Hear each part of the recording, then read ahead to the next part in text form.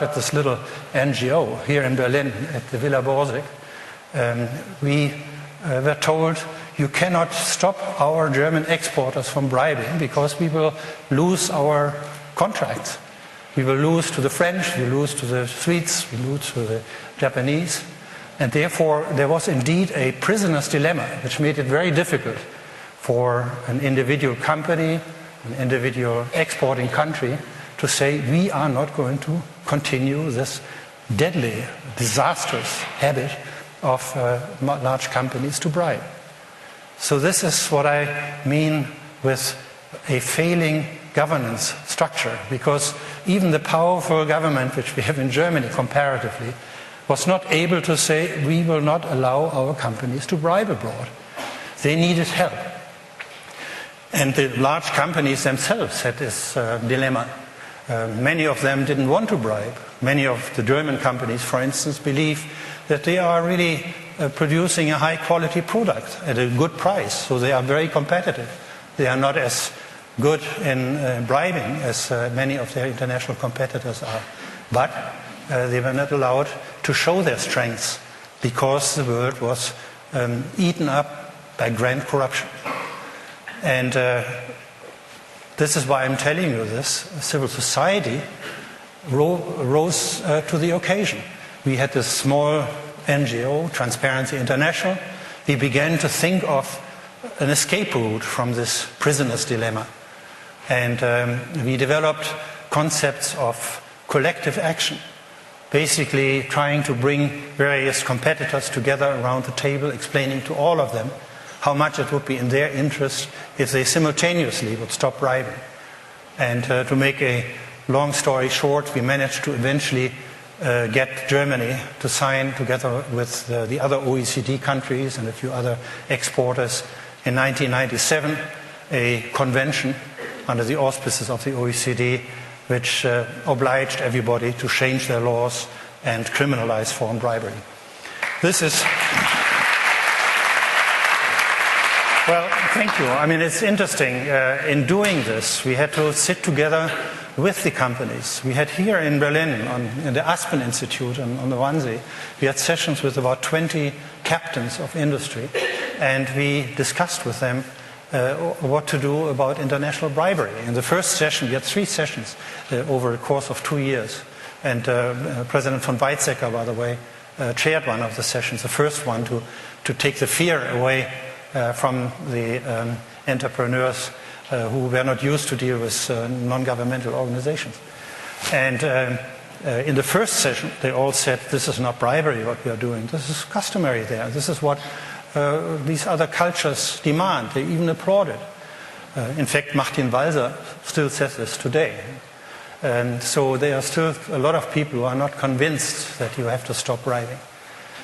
But in the second session, they admitted already that they would never do this, what they are doing in these other countries, here in Germany or in the UK and so on. Cabinet ministers would admit this.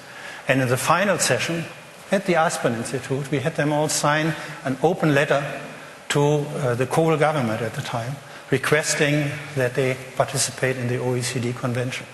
And this is, in my opinion, an example of soft power, because we were able to convince them that they had to go with us. We had a longer-term time perspective. We had a broader, geographically much wider constituency we were trying to defend.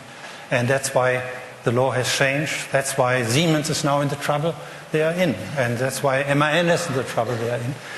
In some other countries, the OECD convention is not yet properly enforced. And again, civil society is breathing down the neck of the establishment.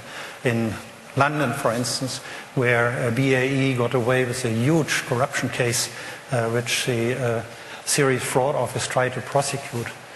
100 million British pounds every year for 10 years to one particular official of one particular friendly country, who then bought for 44 billion pounds military equipment. This case they are not prosecuting in the UK. Why? Because they consider this as contrary to the security interest of the people of Great Britain.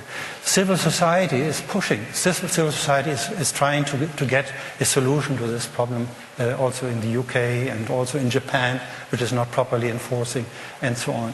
In Germany, we are pushing the ratification of the UN Convention, which is a subsequent convention, where Germany is not ratifying. Why? Because it would make it necessary to criminalize the corruption of deputies. In Germany, we have a system where you are not allowed to bribe a civil servant, but you are allowed to bribe a deputy. This is under German law allowed. And the members of our parliament don't want to change this. And this is why they can't sign the UN Convention against foreign bribery. One of the very, very few countries which is preaching honesty and good governance everywhere in the world, but not able to ratify a convention which we managed to get on the books with about 160 countries all over the world. I see my time is ticking. Let me just try to draw some conclusions what has happened. I believe that what we managed to achieve in fighting corruption, one can also achieve in other areas of failing governance. By now, the United Nations is totally on our side. The World Bank has turned from Saulus to Paulus. Under Wolfenson, they became, I would say, the strongest anti-corruption agency of the world. Most of the large companies are now totally convinced that they have to put in place very strong codices against bribery and so on.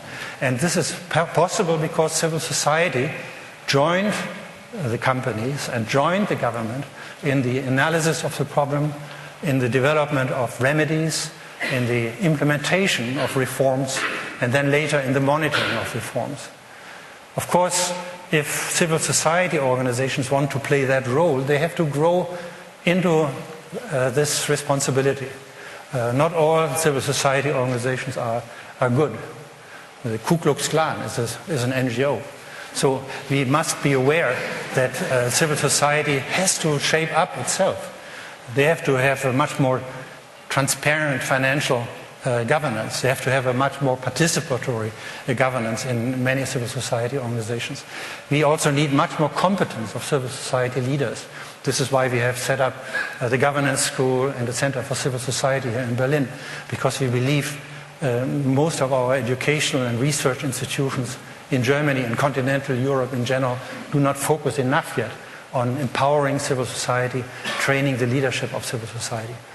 But what I'm saying from my very practical experience, if civil society does it right and joins the other actors, in particular governments and the international institutions, but also large international actors, particularly those which have committed themselves to corporate social responsibility, then in this magical triangle between civil society, government and private sector, there is a tremendous chance for all of us to create a better world. Thank you.